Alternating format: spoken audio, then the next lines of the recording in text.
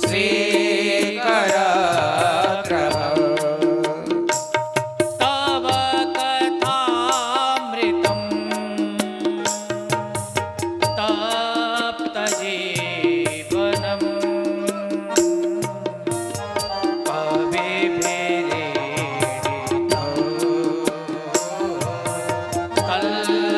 कल्पसापहम् श्रवणमङ्गलम् श्रीमदाततं भुवि गृह्णन्ति ते भूरिदा जना भूरिदा जना भूरिदा जना यत्ते सुजातचरणाम्बुरुहस्तनेषु भीतासनै प्रियदधि महि कर्कशेषु तेनाटवीमटसे यद्व्यथते न किंस्वेत् कूर्पादिभ्रभ्रमति धीर भवदायुषान्। सभी गोपियां कहती हैं प्रभु जयत तेदिकम जन्मना ब्रज, तुम्हारे जन्म लेने से इस ब्रज मंडल की शोभा अधिक बढ़ गई। जिस ब्रज में स्वयं इंदिरा लक्ष्मी भी वास करने को तरसती है, वह सौभाग्य आपने हम सभी को प्रदान किया। कितनी बड़ी दया आपने हमारे ऊपर की, कितनी बड़ी कृपा आपने हमारे ऊपर की। क्या प्रभु इसीलिए विष जलाप्य याद कालिया के विषैले जल से हम सबको क्यों बचाया? पूरे ब्रज मंडल में दावाग्नि लग गई, उस जलती हुई अग्नि से हमको क्यों बचाया प्रभु? मर जाने दिया होता। इस ब्रह की अग्नि में मारने से अच्छा तो है कि हमको उसी समय मरने दिया होता। प्रभु माना कि हमारे जीवन में कामोदीप्त भावनाएं आई, लेकिन प्रभु प्रणत देहि नाम पाप कर्षणम तृणचरानुगम श्री निकेतनम। हे श्री निकेतन, आप अपने चरणों में, आपके चरणों में वज्र अंकुश ध्वजा आदि के चिन्ह हैं, और आप अपने चरणों को हमारे हृदय में स्थापित करिए ताकि हमारे हृदय की कामोदीप्त भावनाएं समाप्त हो करके और दिव्य भाव प्रकट हो जाए। प्रभु आपके चरण कैसे हैं? बोले नीतम नीतम यदि नवनीतम। एक दिन आप जब माखन को चोरी करके भाग रहे थे तपती धूप में, तो मैंने कहा लाला नीतम नीतम माखन ही तो है, और इस माखन से भी सुकोमल तो आपके चरण हैं नवनीतम। हे प्रभु आप ऐसे अपने चरणों को हमारे हृदय में स्थापित कीजिए, और यदि अब आप नहीं आए तो अब तो हमारा प्राणांत हो जाएगा और अब तो हम मर जाएंगे। गोपियां कहते हैं प्रभु आप सोच रहे होंगे, एक गोपियां बार बार कहती हैं हम मर जाएंगी, पर मरती तो कोई नहीं है। तो हम आपसे पूछना चाहती हैं, क्या माता जानकी आपसे प्रेम नहीं करती है? आपके बिना अशोक वाटिका में माता जानकी कैसे जीवित रही? आप विचार कर रहे होंगे कि मुझसे प्रेम करने वाला तो मेरा भक्त दशरथ था। जैसे ही दशरथ जी को पता चला कि राम लौट करके नहीं आए, जैसे ही ये बात बिल्कुल निश्चित हुई कि राम जी लौट करके नहीं आए, तो राम राम कहे राम कहे, राम राम कहे राम, तनु पर हरि रघुबर बिरह, राव गयो सूरधाम। और उसी समय दशरथ जी का प्राणांत हो गया। तो गोपियां कहती हैं प्रेम तो हम भी करती हैं, और जब हनुमान जी लौट करके आए और हनुमान जी से राम जी कहते हैं हनुमान मेरे बिना जानकी के तो प्राण ही निकल गए होंगे, तो हनुमान जी कहते हैं प्रभु प्राण तो निकलना चाहते हैं, लेकिन नाम पाहरू दिवस निसे ध्यान तुम्हारे कपाट, और लोचन निज पद जंत्रित जाए प्राण के ही बाट। आपका नाम रूपी पहरेदार जब कपाटों को बंद कर देता है तो हृदय के कपाट बंद हो जाते हैं, तो प्राण निकले कैसे? प्रभु अब हमको क्षमा कर दीजिए। तब कथामृतम तप्त जीवनम कवि भिरीडितम कल्मशापहम। आपकी कथा जीवन को अमृत प्रदान करने वाली है और आपकी कथा मात्र से सारे अमंगल दूर होते हैं। श्रवण मंगलम, सुनते ही मंगल होते हैं। और ऐसा हम नहीं कह रहे, बड़े बड़े ऋषि मुनि योगी कभी कभी सब यही कहते हैं कि भगवान की कथा हमारे जीवन के अमंगलों को समाप्त करने में सामर्थ्यवान है। हे प्रभु अब हमारे ऊपर कृपा कर दीजिए। अब आपके विरह की अग्नि को हम संभाल नहीं सकते। और जैसे ही गोपियों के मन में दिव्य भाव की जागृति हुई कि भगवान गोपियों के मध्य प्रकट हो गए, और भगवान आज गोपियों के मध्य प्रकट हुए। भगवान के सुंदर भाव को देखते ही गोपियां भगवान को देख करके, कोई भगवान को चवर ढुराती है, कोई जल देती है, कोई बीड़ा देती है। और एक गोपी ने तो भगवान को देख करके अपनी आंखें बंद कर ली। भगवान ने कहा कि अभी तो मुझे देखने के लिए इतना जोर जोर से रुदन कर रही थी, तड़प रही थी, अब मैं आ गया तो आंखें बंद कर ली।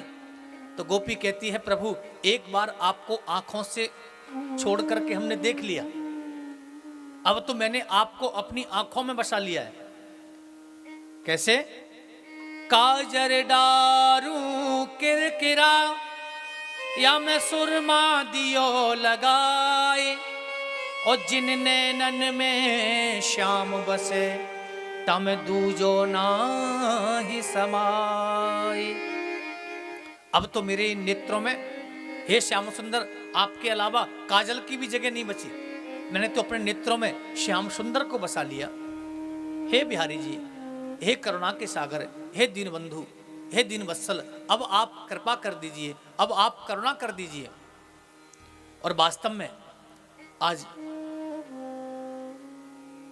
सभी गोपियों के मध्य ठाकुर जी प्रकट हुए, और जैसे ही भगवान ने रास आरंभ किया तो कामदेव भगवान से युद्ध करने के लिए आए।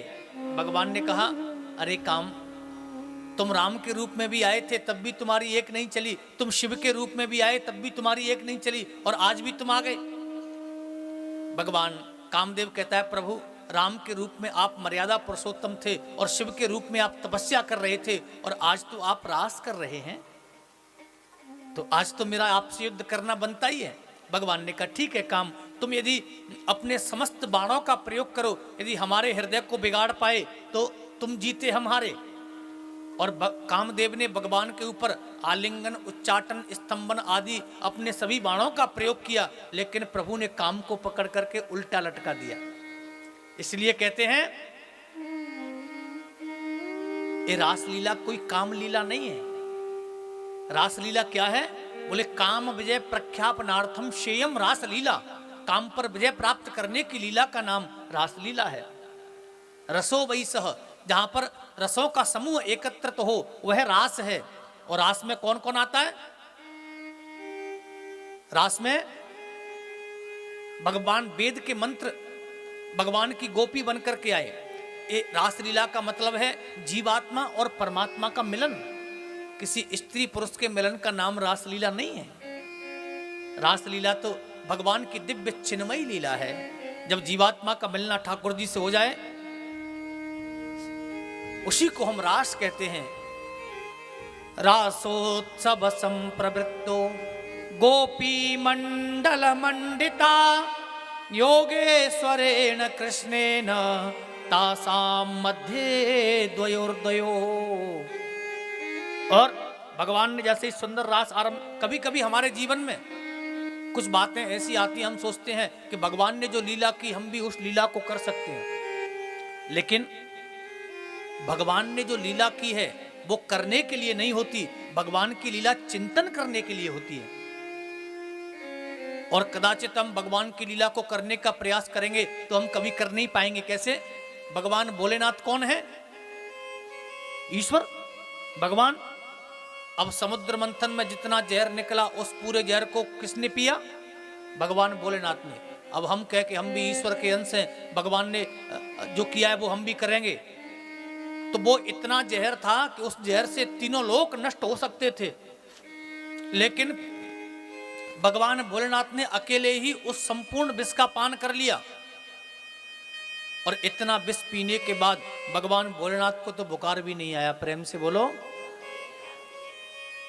अब हम कहते हैं कि हम भगवान के अंश हैं, तो एक तोला पी करके देख लो, दुनिया का कोई डॉक्टर बचा नहीं सकता। प्रेम से बोलो।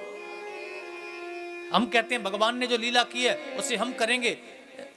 7 वर्ष के कन्हैया ने 7 दिन तक छोटी उंगली पर गिरिराज पर्वत को उठाया। हम कहते हैं 7 दिन की बात छोड़ो, तुम 7 घंटे एक ईंटा उठा करके देख लो। 7 घंटे की तो बात छोड़ो, 1 सेकंड में उंगली टूट करके नीचे आ जाएगी। प्रेम से बोलो राधे राधे। इसलिए भगवान की लीला करने के लिए, अनुकरण करने के लिए नहीं, चिंतन करने के लिए होती है। ईश्वर में और ईश्वर के अंश में कितना अंतर है जरा ध्यान दें। एक भक्त गंगा जी गया और गंगा जी से अपने लोटे में जल भर के लाया अपने ठाकुर जी के लिए, लेकिन जैसे ही उसने अपना दरवाजा खोला तो लोटे को नीचे रख दिया। वो दरवाजा खोल रहा था, इतने में एक कुकर कुत्ता आया और उस गंगा जल के लोटे में मुंह डाल के चला गया। अब आप बताओ, उस गंगा जल को आप पियोगे या अपने भगवान को नहलाओगे? न तो भगवान को नहलाओगे न पियोगे। क्यों भैया? जहां गंगा जी से भर के लाए वहां तो कुकर भी स्नान करता है, सूकर भी स्नान करता है, मुर्दे भी बह करके जाते हैं, तो फिर लोटे से क्यों नहीं? बोले क्योंकि लोटे में गंगा जी का अंश है, गंगा जी नहीं है। लोटे में क्या है? गंगा जी का अंश माने थोड़ा, छोटा सा अंश। और वो गंगा जी बोले इतने विस्तार में वो अंशी हैं। वो कुकर को भी पवित्र करने में, सूकर को भी पवित्र करने में, मुर्दे को भी पवित्र करने में सामर्थ्यवान है। उस गंगा को कोई दोष नहीं लगता, लेकिन लोटे की गंगा अति सूक्ष्म है, वो सामर्थ्यवान नहीं है। तो ईश्वर में और ईश्वर के अंश में इतना अंतर है। ईश्वर ने जो लीला की है वो करने के लिए नहीं, चिंतन करने के लिए है। ईश्वर की वाणी, ईश्वर ने जो कहा है वो हमको करना चाहिए। ईश्वराणाम वचः सत्यम तथैवाचरितं क्वचित् तेषां यत्स्ववचो युक्तं बुद्धिमांस्तत्समाचरेत्। जो बुद्धिमान है वो भगवान की वाणी को मानते हैं। भगवान ने क्या कहा है? भगवान ने कहा है कि सर्वधर्मान परित्यज्य मामेकं शरणं व्रज।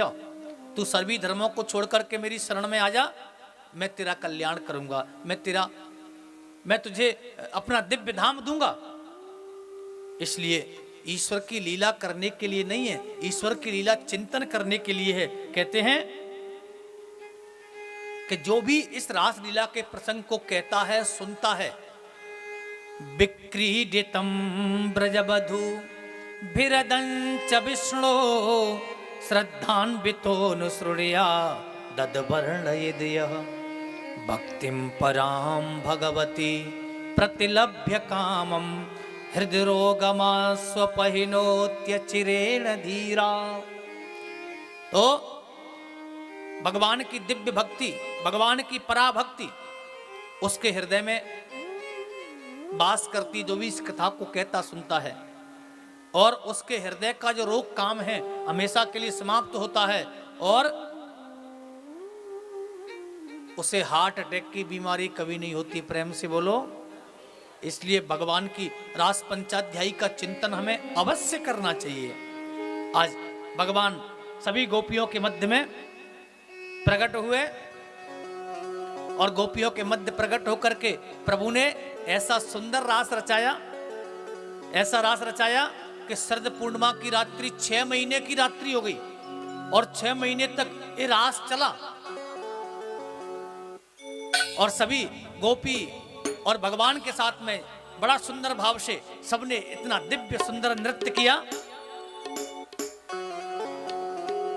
ओ बंसी बजाए गयो श्याम, निदिया ओढ़ाए गयो श्याम, मुझसे नैना मिलाए गए, बंसी बजाए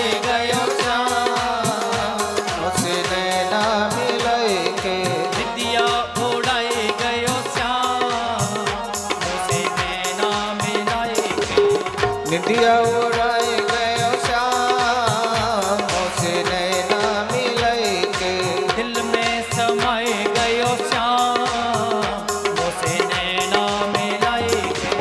दिल में समाए गयो श्याम तुझसे नैना मिलाई के। नैना मिलाई के मोसे नैना मिलाई के। नैना मिलाई के मुझसे नैना मिलाई के। नैना मिलाई के मोसे नैना मिलाई के। नैना मिलाई के मुझसे नैना मिलाई के। बंसी बजाए गयो श्याम मोसे नैना मिलाई के। बंसी बजाए गयो श्याम मोसे नैना मिलाई के। राधे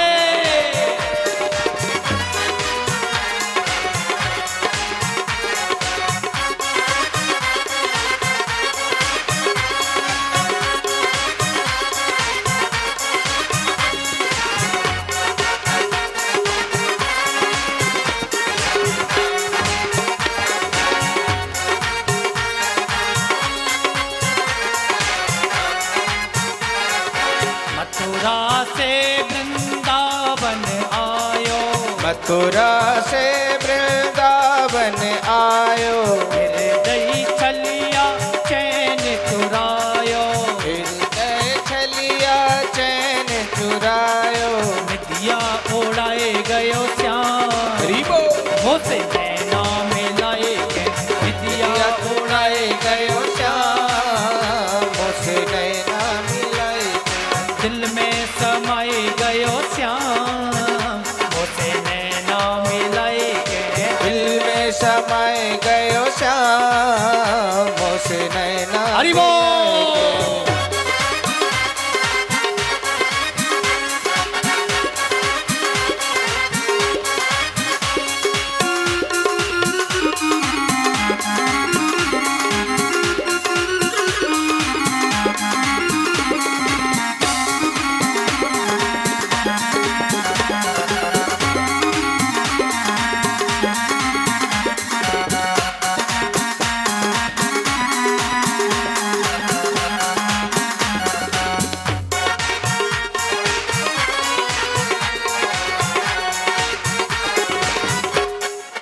याद कर गई उसकी अखियाँ।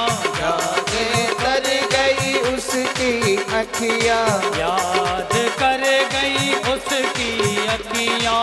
याद कर गई उसकी अखियाँ। रास्ता रोका मेरी पकड़ी बहिया। रास्ता रोका मेरी पकड़ी बहिया। मटकी गिराए गयो श्याम मोसे नैना मिलाए के। मटकी गिराए गयो श्याम मोसे नैना मिलाई के। दिल में समाए गयो श्याम मोसे नैना मिलाए के। दिल में समाए गयो श्याम मोसे नैना हरि मिलाई के। बोल।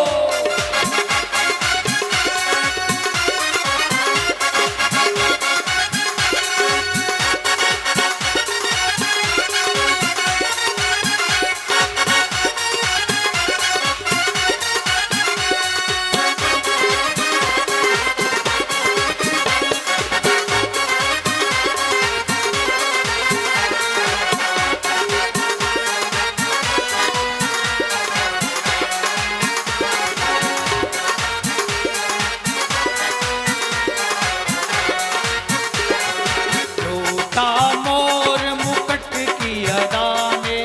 लूटा मोर मुकुट के दाने। उनके मुख की इंद्रधरा ने।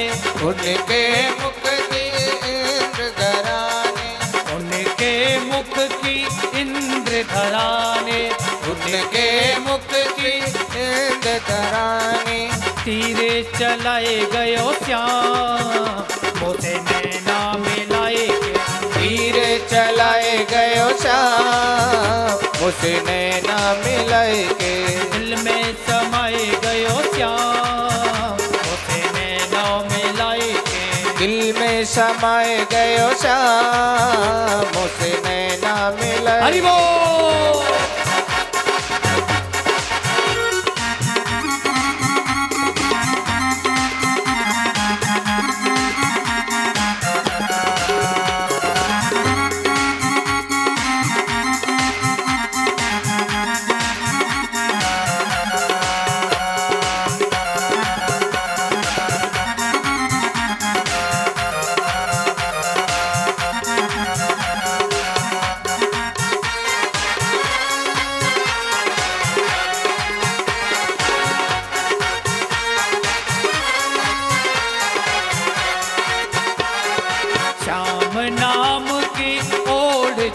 चुनरिया, श्याम नाम की ओढ़ चुनरिया, श्याम नाम की ओढ़ चुनरिया, श्याम नाम की ओढ़ चुनरिया, श्याम की चूड़ी श्याम की बिंदिया, श्याम की चूड़ी श्याम की बिंदिया, श्याम की चूड़ी श्याम की बिंदिया, श्याम की चूड़ी श्याम की बिंदिया, रास रचाए गयो श्याम मोसे नैना मिलाई के, रास रचाए गयो श्याम मोसे नैना मिलाई के, निदिया उड़ाए गयो श्याम मोसे नैना मिलाई के, निंदिया उड़ाए गयो श्याम मोसे नैना मिलाई के, नैना मिलाई के मोसे नैना मिलाई के, नैना मिलाई के मोसे नैना मिलाई के, नैना मिलाई के मोसे नैना मिलाई के,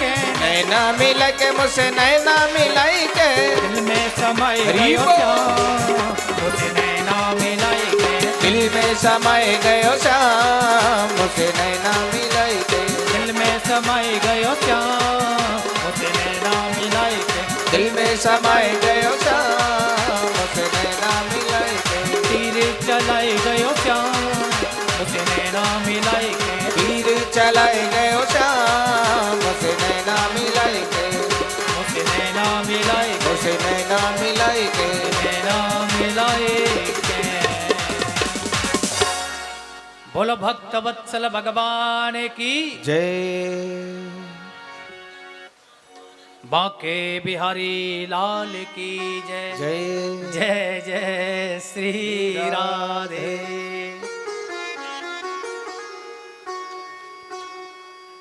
आज शरद पूर्णिमा की रात्रि 6 महीने की रात्रि हुई और इस 6 महीने की रात्रि को कोई कुछ समझ नहीं पाया। आज भगवान को मारने के लिए कंस ने 3 राक्षस और भेजे, शंखचूड़, मायासुर, अरिष्टासुर। भगवान ने तीनों का उद्धार किया और आज श्री नारद जी महाराज कंस के पास में पहुंचे और श्री नारद जी कंस से कहते हैं, प्रेम से बोलो, देखो भैया शादी विवाह में थोड़ी परेशानी तो आवे, बिना परेशानी के जो शादी विवाह होवे ना वो अच्छो ना मानो जावे।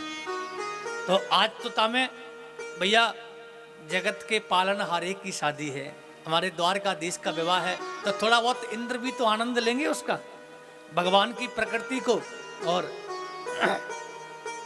आज नारद जी कंस के पास में आए और नारद जी कंस से कहते हैं, राजन तुमने एक एक करके जितने असुर, जितने राक्षस कृष्ण को मारने के लिए भेजे, उस कृष्ण ने सबको मार दिया और एक दिन ऐसा आएगा कि वो तुम्हारी सारी सेना को समाप्त कर देगा। तो बोले क्या करूं गुरुजी?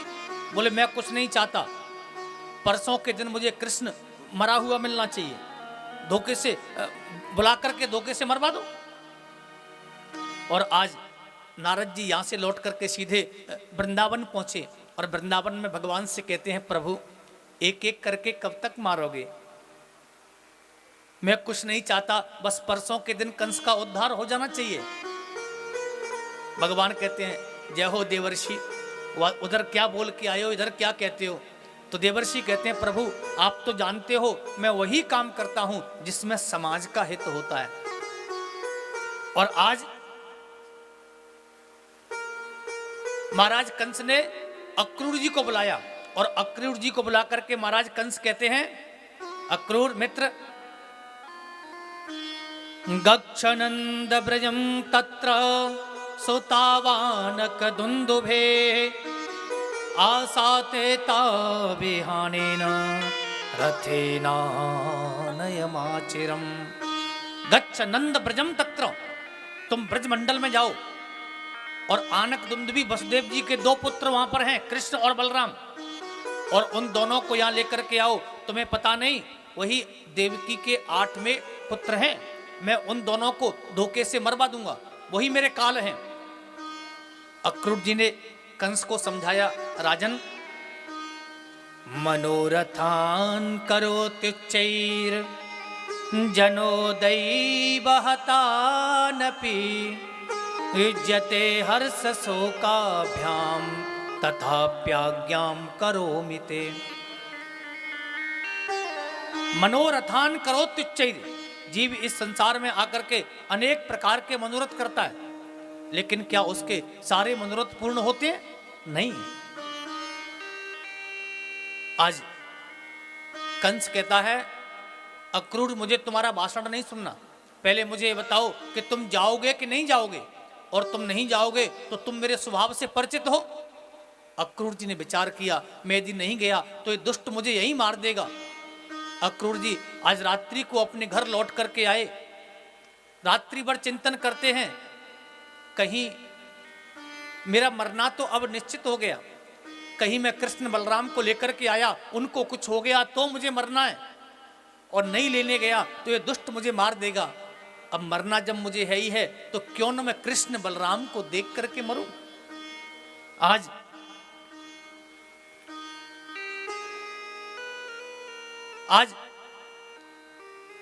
प्रातःकाल जैसे हुआ तो अक्रूर जी महाराज रथ पर बैठे।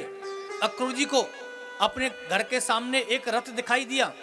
नित्य क्रम से निवृत्त होकर के उस रथ को लेकर के अक्रूर जी कृष्ण बलराम को लेने के लिए वृंदावन जा रहे हैं, और रथ पर बैठ करके चिंतन कर रहे हैं।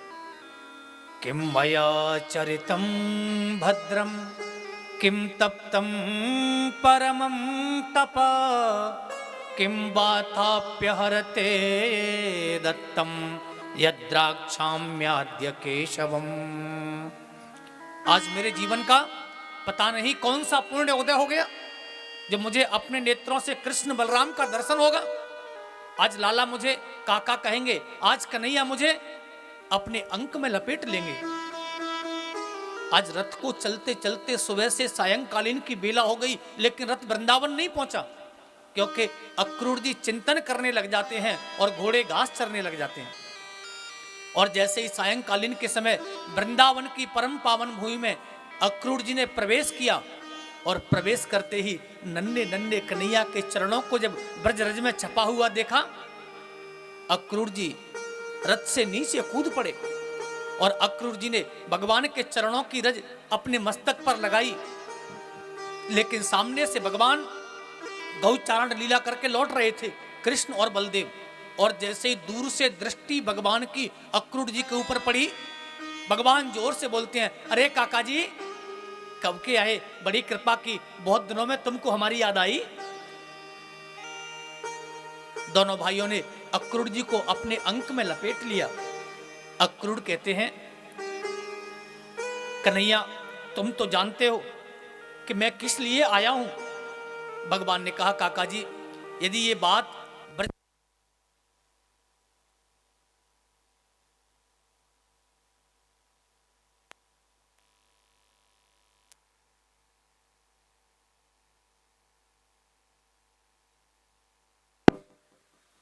श्री राधे, यदि ये बात कहीं ब्रजवासियों को पता लग गई, यदि ये बात ब्रज की गोपियों को पता लग गई कि आप इस कारण से मुझे लेने के लिए आए हो, तो ब्रजमंडल से तुम मुझे कभी ले जा ही नहीं सकते। आज अक्रूर जी महाराज को लेकर के कृष्ण और बलराम दोनों नंद महल में आए, और बाबा नंद ने अक्रूर जी का बड़ा सुंदर स्वागत किया। अक्रूर जी जैसे ही नंद भवन में प्रवेश करते हैं, आज बाबा नंद कहते हैं, अक्रूर बड़ी कृपा की, बड़े दिनों में पधारे।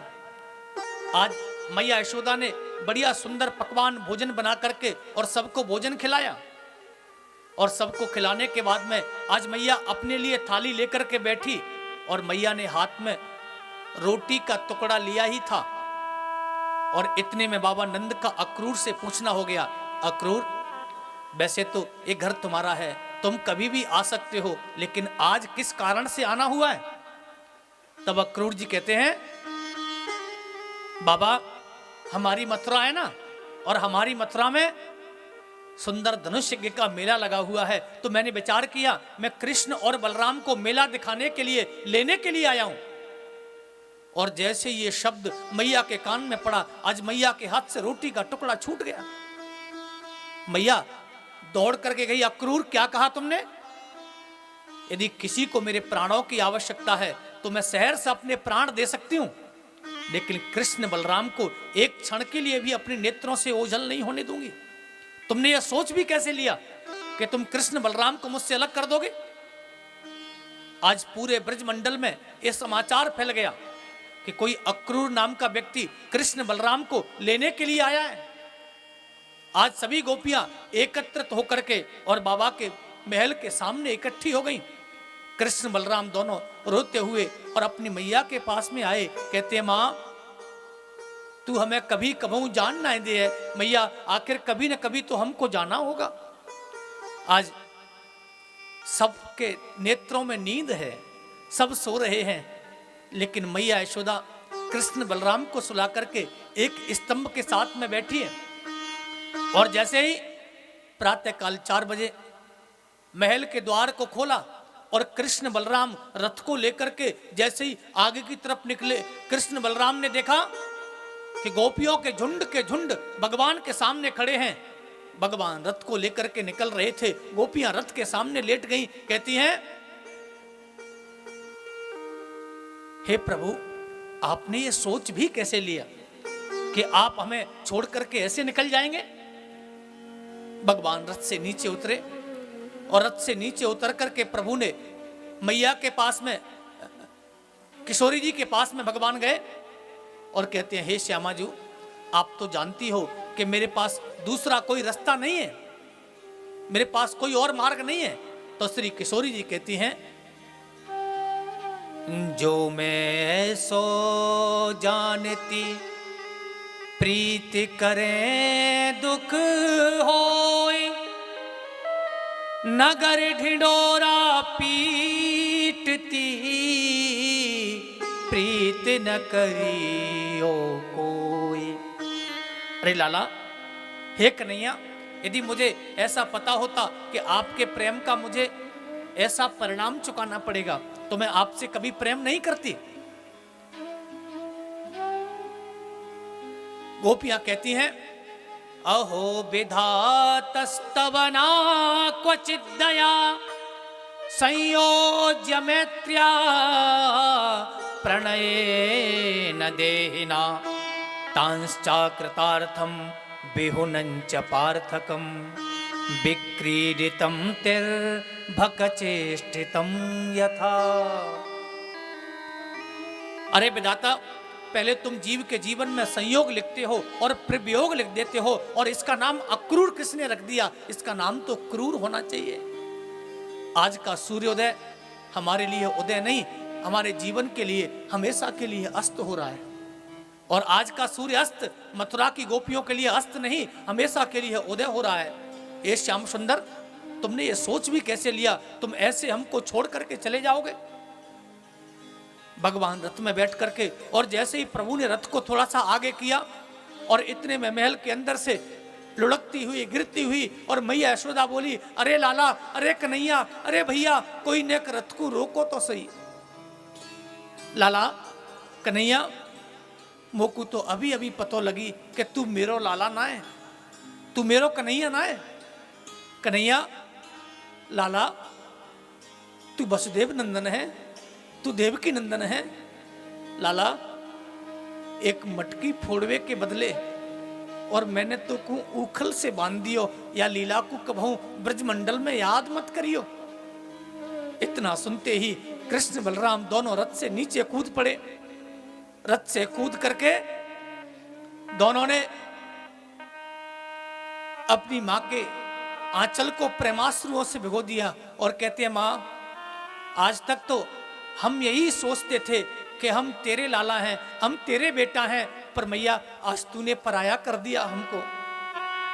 आज मैया ने एक कपड़े की पोटली खोली और मैया कहती है लाला देख तू रास्ता में जाएगा ना तो को भूख लगेगी, देख ये बेजड़ की रोटी और ये ताजो माखन। इतना सुनकर के दोनों भाई कहते हैं मां हम देवताओं के समान लंबी उम्र प्राप्त करके भी तेरी सेवा करें, मां तो तेरे प्रेम से तेरे ऋण से हम उऋण नहीं हो सकते। आज जैसे ही कन्हैया जाने को हुए तो मैया लाला के हाथ को पकड़ करके एक ही बात कहती है, अरे लाला, अरे कन्हैया, लाला या ग्वालिन को कबहू भूल मत जाइयो, लाला या यशोदा को याद रखियो।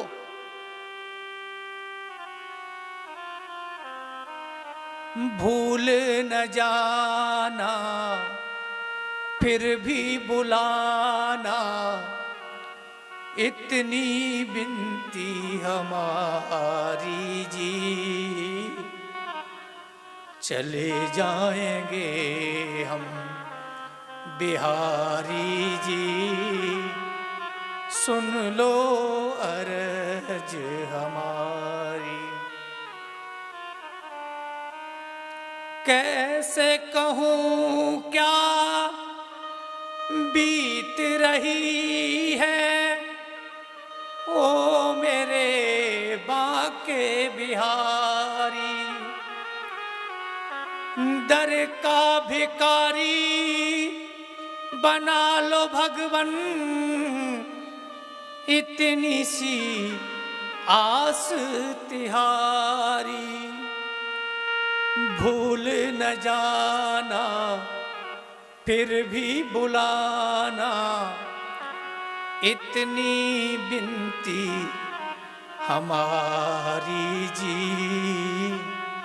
चले जाएंगे हम बिहारी जी, सुन लो अर्ज हमारी, सुन लो अर्ज हमारी। कृष्ण बलराम दोनों रथ में बैठे और जैसे ही रथ धीरे धीरे आगे की ओर बढ़ रहा है, सभी ब्रजवासी, ब्रज की गोपियां कहती हैं, क्रूर अक्रूर ब्रज चंद कूले गयो, मेरी भोरी किशोरी को दुख दे गयो, अब करो का जतन, मेरे प्राण जीवन धन, श्याम मधुबन चले, माँ यशोदा पितानंद व्याकुल भये, ग्वाल रोवे हमारे कन्हैया चले, गाय करती रुदन धूल छाई गगन, श्याम मधुबन चले, हाय काना बिना कौन धीर धरे, कौन नवनीत माखन की चोरी करे। अरे लाला, अरे कन्हैया, अब हम किसके पीछे भागेंगी, किसको पकड़ेंगी कन्हैया? जब तक गोपियों को रथ दिखाई दिया, रथ को देखती रही, रथ की ध्वजा को देखती रही, रथ से उड़ने वाली धूल को देखती रही। लेकिन जब सब कुछ दिखाई देना बंद हो गया, गोपियां उसी समय नीचे गिर पड़ी, मानो प्राण मथुरा चले गए हों और शरीर वृंदावन में बचा हो। एवं ब्रुवाणाम बृहातुराणाम ब्रजस्त्रिय कृष्ण विषक्त मानसा विसृज लज्जाम रुदस्म सुस्वरम गोविंद दामोदर माधवेति। हे गोविंद, हे माधव, हम कैसे आपको प्राप्त करें? और गोपियों के इस करुण क्रंदन को देख करके अक्रूर जी के मन में बड़ा विषाद उत्पन्न हुआ। तो भगवान ने अक्रूर जी को जल के अंदर बाहर दोनों जगह दर्शन दे करके अक्रूर को बताया, अक्रूर मैं कण कण में व्याप्त हूं, मेरे लिए बहुत चिंता करने की आवश्यकता नहीं है, मैं जगदीश्वर हूं, परमात्मा हूं। अक्रूर जी ने कहा, लाला कन्हैया, मथुरा की इन अट्टालिकाओं के मध्य में एक छोटी सी कुटिया मेरी भी है, और उस कुटिया को आप चल करके पवित्र करिए। भगवान कहते हैं, काका जी, अभी तो हम जिस काम को करने के लिए आए हैं हम उसी काम को करेंगे, और जहां पर सभी अन्य ग्वाल बाल बाबा नंद धनुष यज्ञ का मेला देखने के लिए आए थे। उसी बगीचे में कन्हैया पहुंचे और भगवान पहुंचकर कहते हैं, बाबा हमें मथुरा देखनी है। बाबा ने समझाया, लेकिन कन्हैया बार बार एक ही जिद करते हैं, लाला हमें मथुरा देखनी है। तब बाबा ने बलराम जी से कहा, बलराम तुम बड़े हो, तुम अपने साथ में ले जाकर के मथुरा का दर्शन इनको कराओ, नहीं तो ये तो उद्यमी है, उत्पाती है। और जैसे ही कृष्ण बलराम ग्वाल वालों के साथ में मथुरा को देखने निकले, मथुरा की स्त्रियों ने भगवान के ऊपर जो पुष्प वृष्टि की, और इस पुष्प वृष्टि के स्वागत को देख करके ब्रजवासी बोले, लाला कन्हैया हमको कहा पतोई कि मामा के गांव में हमारो इतनो स्वागत होएगो, लाला हम भी अच्छे अच्छे वस्त्र पहन के आवते। भगवान ने कहा चिंता मत करो। और भगवान सभी ब्रजवासियों को लेकर के कहां पहुंचे, जहां पर महाराज कंस का धोबी महाराज के वस्त्र धुल रहा है। भगवान ने जाकर पूछा, मामा जी राम राम। महाराज कंस के धोबी ने कहा कि राम राम, कौन हो तुम? बोले हमको नहीं जानते, हम वसुदेव और देवकी के पुत्र कृष्ण और बलराम। मामा जी हमारे ग्वाल वालों को अच्छे अच्छे वस्त्र पहनने हैं, इसलिए कृपा कर दो। अब महाराज कंस का धोबी है, जितना राजा को अभिमान नहीं होता है, राजा से कहीं ज्यादा राजा के पिए को होता है। प्रेम से बोलो, क्योंकि जिसका नाम ही है पिए, वो 24 घंटे पिए ही रहता है। पिए। अब महाराज का धोबी इस बात का बड़ा अभिमान, बोले भाग जाओ यहां से, नहीं तो जो काम करने के लिए महाराज ने तुमको बुलाया है वो मैं अभी कर दूंगा। भगवान को बिना कुछ पूछे मारने के लिए दौड़ा, तो एक छोटे से ब्रजवासी ने कहा, लाला जो होगी सो देखी जाएगी, तू एक काम कर, अपने पूतना वाले हाथन ने आंखों दिखाई दे। और जैसे ही महाराज को धोबी भगवान को मारने के लिए आया, भगवान ने दूर से ही इसमें एक ऐसा थप्पड़ जमाया, इसकी गर्दन दूर जाकर के गिरी। अब तो पूरे धोबी घाट पर हल्ला मच गया, पूतना को मारे वारो आए गयो, सत्तासुर को मारे वारो आए गयो, अघासुर को मारे वारो आए गयो। कुछ लोग कहते हैं, बोले आया तो है ही, लेकिन हाथ में ऐसी तलवार फिट है जिसको थप्पड़ मार दे गर्दन दूर जाके गिरती है। अब तो 1 मिनट में पूरा धोबी घाट खाली। भगवान ने कहा पहन लो वस्त्र। बड़े सुंदर सुंदर चमकीले चमकीले वस्त्र पहने भगवान के ग्वाल वालन ने। और जैसे ही आगे चले तो ब्रजवासी बोले, लाला अब तो और बुरी है गई। लाला अब कहा भयो? बोले हमने तो बिना झाड़ू के सबरो रास्ता साफ कर दियो। लाला जी वस्त्र तो इतने बड़े बड़े हैं, ये तो मंगेनू से लगे, तो कहा करें। भगवान दर्जी के पास में ले गए और भगवान ने दर्जी के माध्यम से जो जैसा था उसके वस्त्रों की फिटिंग वैसी करवाई। और भगवान ने दर्जी को आशीर्वाद दिया कि चिंता मत करो, कलयुग में जितने का कपड़ा नहीं होगा उतनी सिलाई लगेगी। और आज भगवान की कृपा से दर्जी खूब फल फूल रहे हैं। सुदामा नाम के माली के ऊपर कृपा की। ब्रजवासी कहते हैं, लाला कन्हैया वस्त्र मिल गए, माला मिल गई, और काजल हम अपने घर से लाए हैं, काजल हमने लगाई लियो। लाला अब केवल कमी है तो केवल माथे पे थापा थुआ चंदन। और इतने में एक 3 जगह से टेढ़ी स्त्री भगवान की बगल से निकली, और भगवान ने उस 3 जगह से टेढ़ी स्त्री को बड़े प्रेम से पूछा, अरे सुंदरी, का त्वं वरुर्वेदतुहानुलेपनम कस्यांगने वा कथयस्व साधुना देहियावयोरंग विलेपमुत्तमं श्रेयस्ततस्ते न चिरात् भविष्यति। देवी तुम कौन हो? अरे सुंदरी, और तुम्हारे पास में क्या है? सुगंध तो चंदन की जैसी आ रही है। यदि आपको अच्छा लगे तो अपना परिचय बताओ, और ज्यादा अच्छा लगे तो इसमें से चंदन हमारे ग्वाल वालों को लगाओ।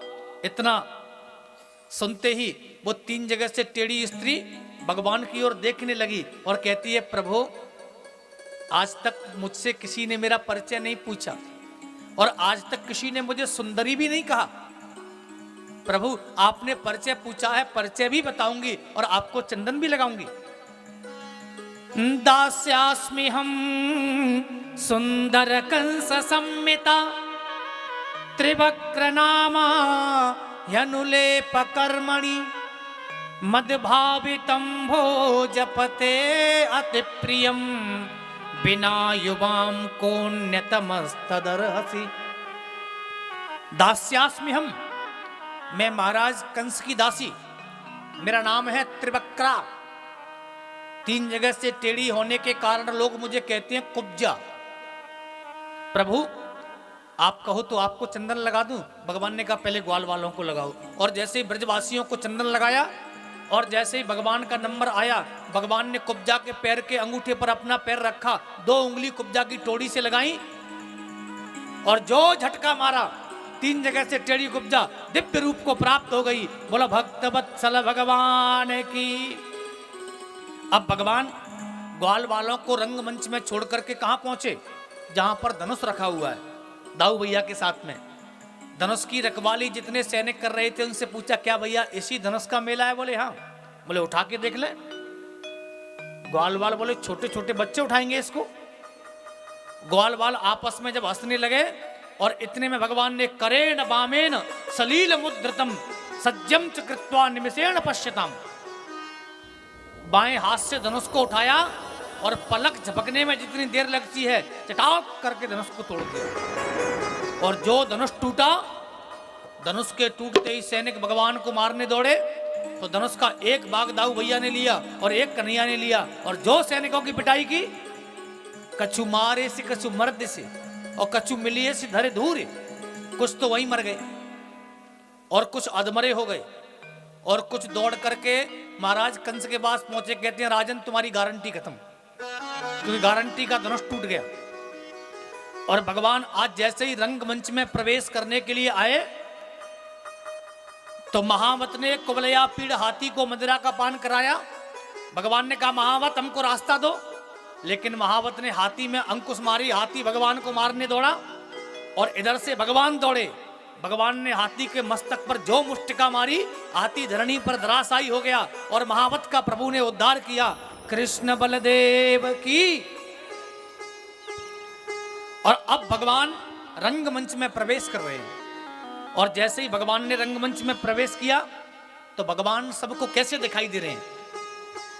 मल्लानाम शिन्नाम नरवर स्त्रीणाम स्मरो मूर्तिमान गोपानाम स्वजनो सताम क्षितिभुजाम शास्ता स्वपित्रो शिशु मृत्युर्भोजपते विराट विदुषाम तत्त्वं परम योगिनाम वृष्णीनाम परदेवतेति विदितो रंकम गत साग्रज। मल्ला नाम भगवान पहलवानों को पहलवान के रूप में, स्त्रियों को काम के रूप में, ग्वाल वालों को अपने मित्र के रूप में और महाराज कंस को मृत्यु के रूप में, यदुवंशियों को सुंदर शासक के रूप में, योगियों को तत्व के रूप में। जो जिस भाव से भगवान को देख रहा है भगवान उसी भाव में सबको दर्शन दे रहे हैं। यानी प्रभु को हम जिस भाव से देखते हैं, जिस भक्ति से देखते हैं, भगवान उसी रूप में हमारे ऊपर कृपा करते हैं। चांडूर और मुष्टिक 60-60 हजार हाथियों का बल रखने वाले योद्धा, वो कहते हैं हे कृष्ण हे बलराम आओ हमसे युद्ध करो। भगवान ने कहा चांडूर शर्म नहीं आती क्या? इतने 1000 हाथियों का बल रखने वाला चांडूर बच्चों से युद्ध करेगा? तो चांडूर कहता है नहीं नहीं, न बालो न किशोरस्त्वम बलश्च बलिनांबर लीलये वो हतो येन सहस्रम द्विपसत्वभृत। न तुम बालक हो न किशोर हो, तुम तो बलवानों के बलवान हो, पहलवानों के पहलवान हो। इतना कह करके चांडूर ने भगवान को पकड़ा और भगवान ने चांडूर को उठा करके घुमा करके जो पृथ्वी पर पटका, चांडूर चकनाचूर हो गया। बोला कृष्ण कन्हैया लाल की जय। दाऊ भैया ने मुष्टिक में ऐसी मुष्टिका मारी कि मुष्टिक रुधिर बमन करता हुआ पृथ्वी पर गिर पड़ा। बोला बलदेव भगवान की जय। सल कौशल नाम के दानवों ने भगवान को पकड़ लिया कूट नाम के दानव ने दाऊ भैया को पकड़ा। भगवान ने सल कौशल का उद्धार किया और कूट को दाऊ भैया ने कूट दिया। बोलो कृष्ण बलदेव की जय हो। और जितने छोटे मोटे योद्धा थे ना, वो सब तो वैसे ही भाग गए। अब तो भगवान सब नाचने लगे, गाने लगे, कूदने लगे। बोले हमारा कन्हैया जीत गया, हमारा लाला जीत गया। और इतने में सबके बीच में से भगवान ने एक ऐसी ऊंची कूद दिखाई कि भगवान सीधे महाराज कंस के सिंहासन पर पहुंचे।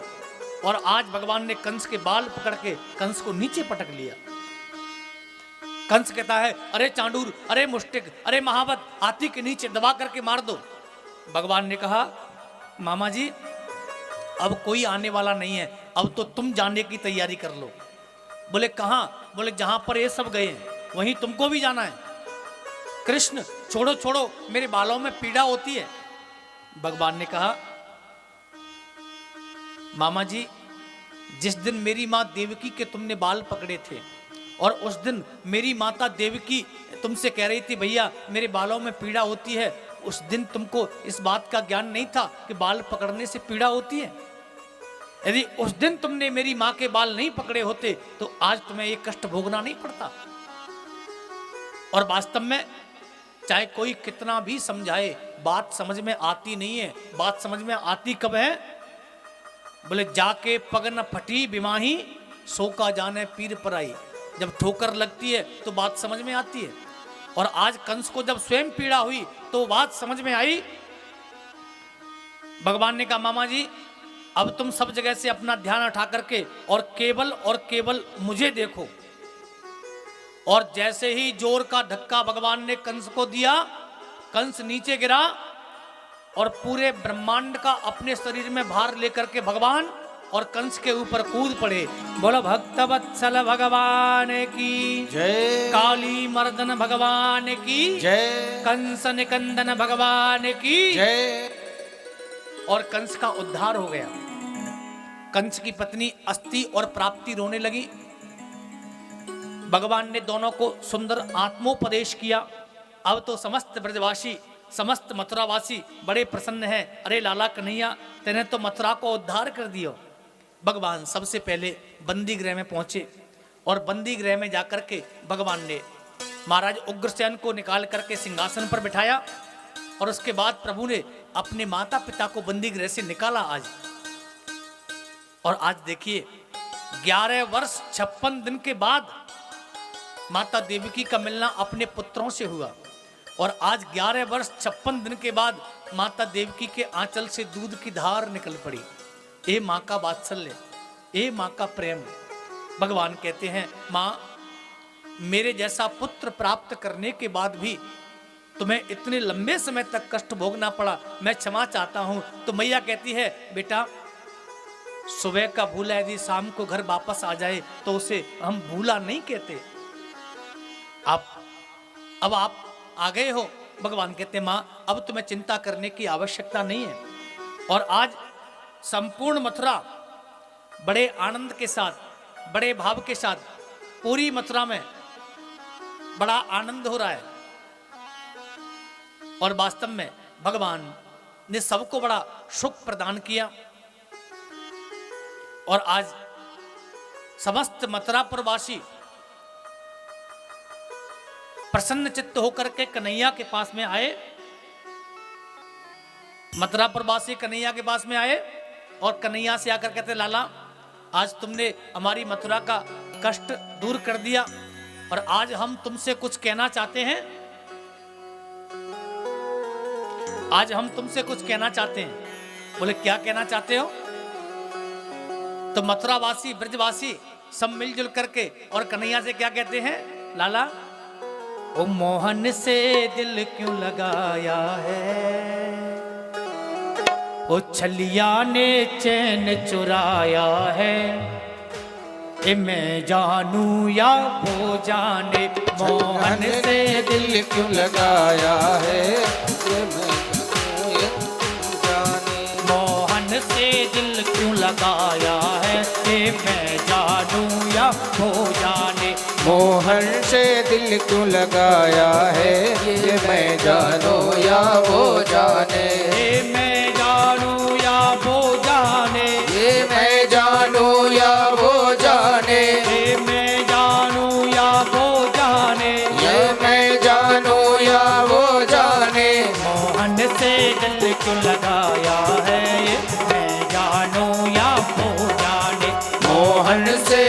क्यों लगाया है, ये मैं जानू या वो जाने। बाके बिहारी लाल की।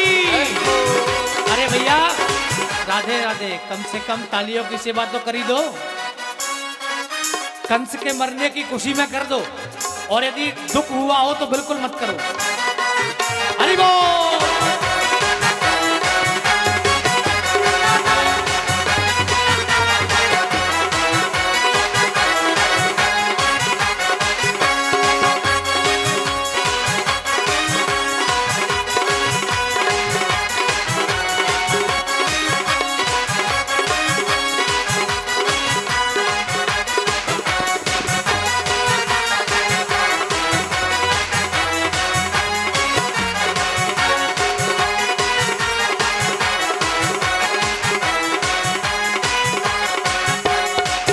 हर बात निराली है उसकी, हर बात में है एक टेढ़ापन। हर बात निराली है उसकी, हर बात में है एक टेढ़ापन। हर बात निराली है उसकी, हर बात में है एक टेढ़ापन। हर बात निराली है उसकी, हर बात में है एक टेढ़ापन। टेढ़े पर दिल क्यों आया है, टेढ़े पर दिल क्यों आया है, टेढ़े पर दिल क्यों आया है, मैं जानू या वो जाने। टेढ़े पर दिल क्यों आया है, मैं जानू या वो जाने। मोहन से दिल क्यों लगाया है, मैं जानू या वो जाने।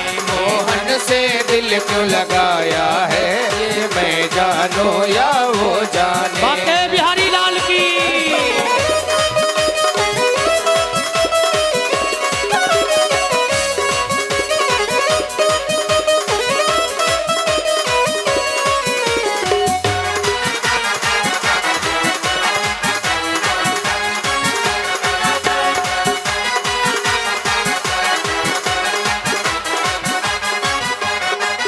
जितना दिल ने उसे याद किया, उतना जग ने बदनाम किया।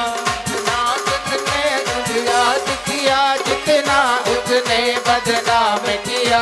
जितना दिल ने उसे याद किया, उतना जग ने बदनाम किया। उतना जग ने बदनाम किया, उतना जग ने बदनाम किया। बदनामी का फल क्या पाया है, मैं जानू या वो जाने।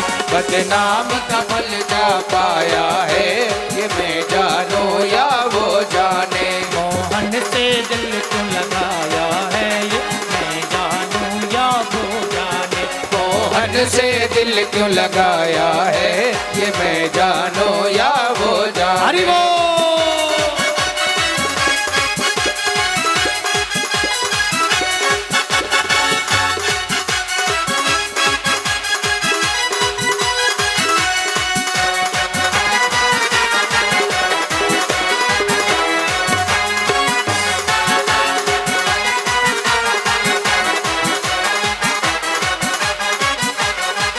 तेरे प्यार ने दिल दीवाना किया, मुझे इस जग से बेगाना किया। तेरे प्यार ने दिल आबाद किया, इस जग से मुझे बेगाना किया। तेरे प्यार में दिल दीवाना किया, मुझे इस जग से बेगाना किया। तेरे प्यार ने दिल बेगाना किया, इस जग से मुझे बेगाना किया। मैंने क्या खोया क्या पाया है, ये मैं जानू या खो जाना। मैंने क्या खोया क्या पाया है, ये मैं जानू या वो जाने। मैंने क्या खोया क्या पाया है, ये मैं जानू या वो जाने। मैंने क्या खोया क्या पाया है, ये मैं जानू या वो हरि जाने। बोल।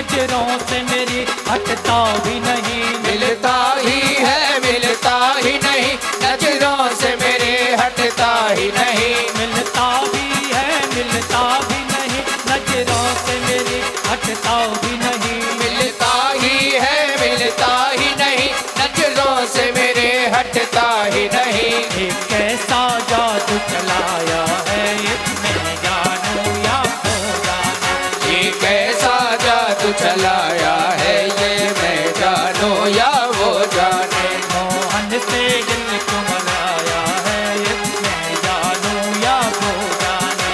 मोहन से दिल क्यों लगाया है, ये मैं जानूं या वो जाने। ये मैं जानूं या वो जाने, ये मैं जानूं या वो जाने। ये मैं जानूं या वो जाने। ये मैं जानूं या वो जाने। चलिया ने चैन चुराया है, मैं जानूं या वो जाने। छलिया ने दिल को चुराया है, ये मैं जानूं या वो जाने। मोहन से दिल को लगाया है, मैं जानूं या वो जाने। मोहन से दिल को लगाया है, ये मैं जानूं या वो जाने। ये मैं जानूं या वो जाने। ये मैं जानूं या वो जाने। ये मैं जानूं या वो जाने। बोलो भक्त वत्सल भगवान की जय। जय श्री बांके बिहारी लाल की जय। जय। जय श्री राधे।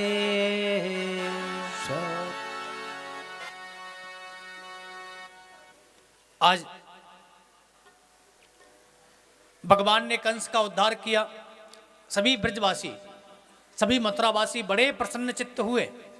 लेकिन आज अब सभी ब्रजवासी कन्हैया के पास में आकर के कहते हैं, लाला अब तो चलो अपने वृंदावन। अब तो आपने मथुरा के सब काम बनाए दिए, मथुरा के राजा बनाए दिए, मथुरा में कंस को उद्धार आपने कर दियो कन्हैया, अब चलो। और यहाँ पर भगवान ने दो टूक ब्रजवासियों से मना कर दिया कि अब मैं आपके साथ नहीं चल सकता। ब्रजवासी कहते, लाला हम जानते थे कि तू तो एक बड़े घर का राजकुमार है और तू हम जैसे गांव के ग्वाल वालों के साथ में रहा, लाला ये तेरी कृपा। लेकिन भगवान कहते हैं, ब्रजवासियों मैं आपसे क्या बताऊं, आप बस इतना समझ लीजिए कि आप लोगों से दूर रह करके मैं खुश नहीं हूं। बस मेरे पास अब कोई दूसरा मार्ग नहीं है। भगवान कहते हैं, ब्रजवासी बल्लभ सदा मेरे जीवन प्राण, इन्हें कभू न बिसारियो, मोहि नंद बाबा की आन। ब्रजवासी बल्लभ सदा मेरे जीवन प्राण, मैं आपको अपने प्राणों के बराबर, प्राणों से अधिक प्रेम करता हूं। लेकिन अब मेरे पास कोई और मार्ग नहीं है, तो मैं अब आप लोगों से क्या कहूं। आज ब्रजवासी मानो अपने शरीर को मथुरा में छोड़, मन को मथुरा में छोड़ करके और शरीर से वृंदावन आ गए।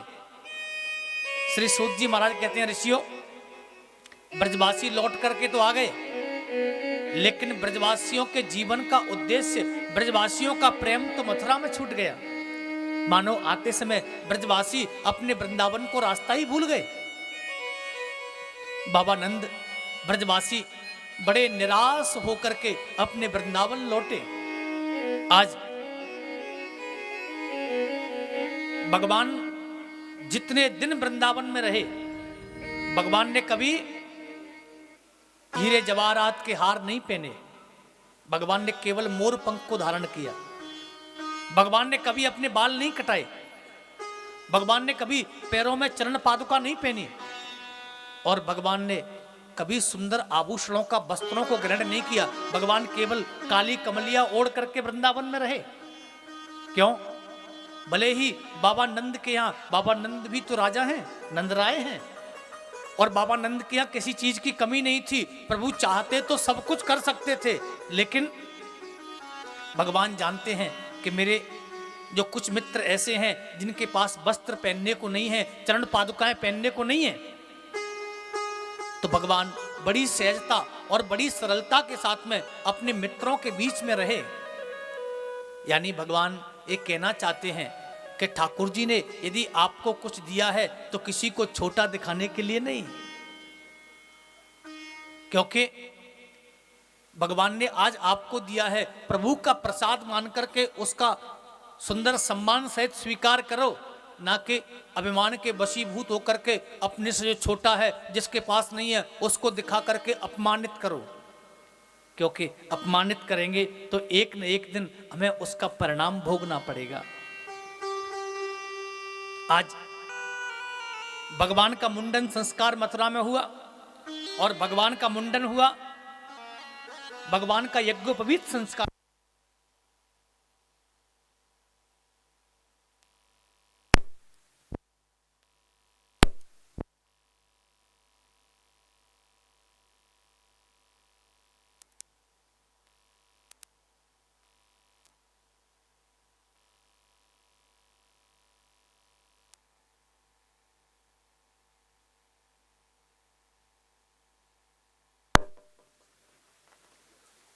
बोलो भक्त वत्सल भगवान की जय।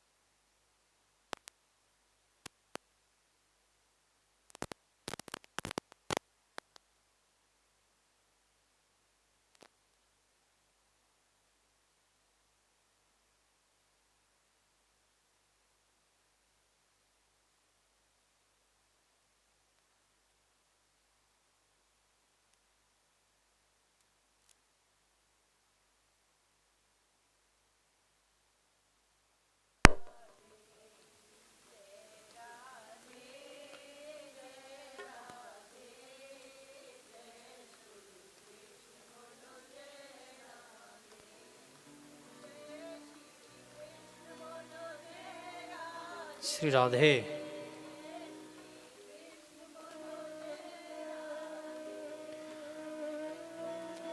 बोलो भक्त वत्सल भगवान की, श्री बांके बिहारी लाल की जय जय श्री राधे।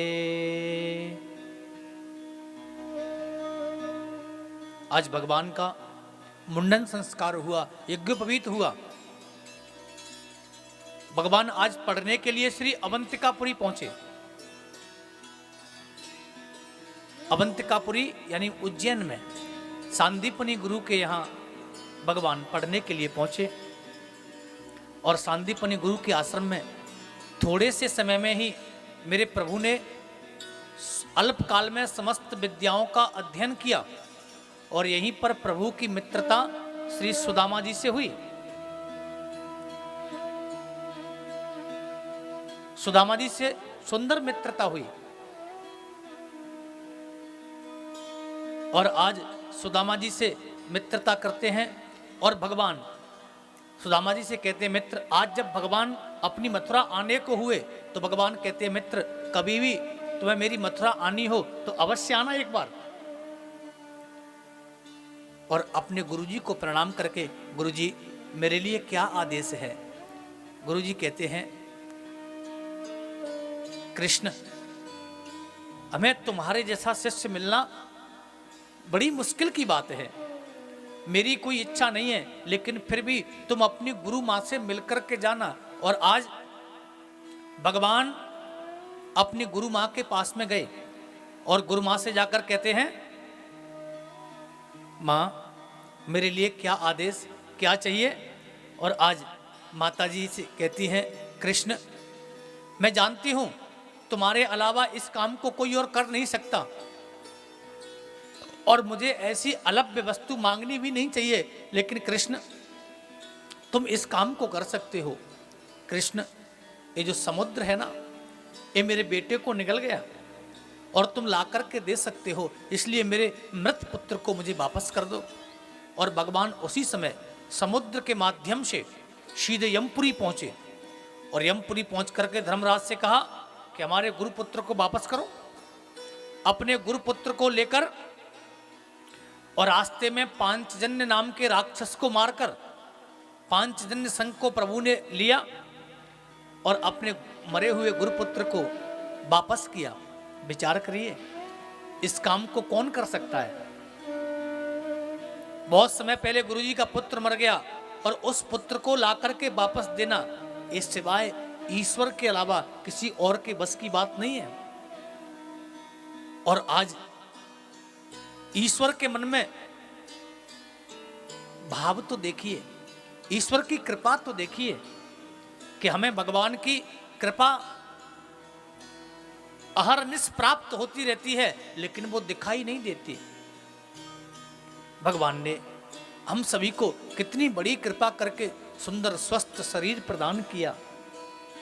भगवान ने हमको धन धान्य ऐश्वर्य संपदा विद्या ये सब कुछ दिया और फिर भी हम अपने प्रभु से शिकायत करते हैं। आज भगवान लौट करके अपनी मथुरापुरी आए, लेकिन जिस दिन से भगवान अपनी मथुरा में आए हैं उस दिन से भगवान किसी के पास में जाते नहीं, न किसी के पास में बैठते हैं, एकांत में रहते हैं। और आज माता देवकी ने भगवान के लिए एक सुंदर थाली लगाई और माता देवकी ने उस सुंदर थाली में संयोग से माखन और मिश्री रख दिया। और आज भगवान की दृष्टि जैसे ही उस माखन मिश्री के ऊपर पड़ी, उस माखन मिश्री को देख करके प्रभु को ब्रजमंडल की स्मृति हो गई और अपने ब्रज की याद आने लगी। तो कन्हैया ने उस थाली को दूर हटा दिया और रोते हुए अट्टालिका पर चढ़ गए। हिलकी लेकर के प्रभु रोने लगे। माता देवकी अपने स्वामी के पास में आई। माता देवकी कहती है, माता देवकी ने कहा वसुदेव जी से कि पता नहीं, मैं तो भोजन देने के लिए गई और भोजन की थाली को लेता नहीं है, रोता रोता है बस, केवल क्या करूं? वसुदेव जी ने कहा कि इसके बचपन से तो मैं भी परिचित नहीं हूं, मैं इसके लिए क्या करूं? और इतने में ही यदुवंश के प्रवर मंत्री उद्धव जी का आगमन हुआ और उद्धव जी का बड़ा सुंदर परिचय भी दिया। वृष्णीनाम प्रवरो मंत्री कृष्णस्य दयिता सखा शिष्यो बृहस्पतेर साक्षात उद्धवो बुद्धि सत्तमा।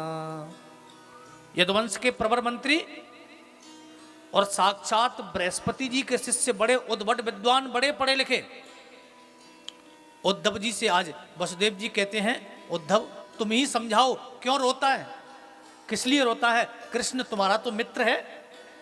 और आज भगवान के पास में उद्धव जी का आगमन हुआ और उद्धव कहते हैं, प्रभु आप जगदीश्वर हो, परब्रह्म हो, परमात्मा हो, और परमात्मा कभी किसी की याद करके रोता तो नहीं है, आप क्यों रोते हैं? भगवान कहते हैं, उद्धव मैं बिल्कुल रोना नहीं चाहता, लेकिन उद्धव मैं तुम्हें क्या बताऊं, आज मेरी स्थिति बड़ी विषम हो गई। क्या? ऊधो